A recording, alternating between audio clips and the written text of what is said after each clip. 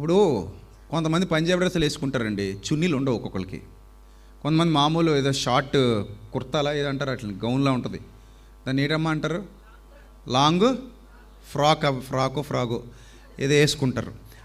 అప్పుడు సడన్గా వాళ్ళకి ఏం దొరకవు, చున్నీలు దొరకవు. మరి ఏంటి పరిస్థితి అప్పుడు?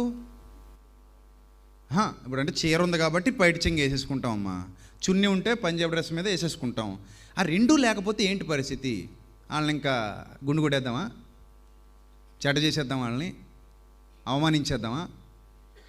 సో ప్రతి దానిని జాగ్రత్తగా ఆలోచించి నిర్ణయాలు తీసుకోవాలి తప్ప అన్యుల మధ్యలో దేవుడిని అవమానపరిచే విధంగా మనం మూర్ఖత్వపు ధోరణితో ముందుకు వెళ్ళకూడదు. ఇక్కడ దేవుడు ఏం చెప్తున్నాడు అసలు?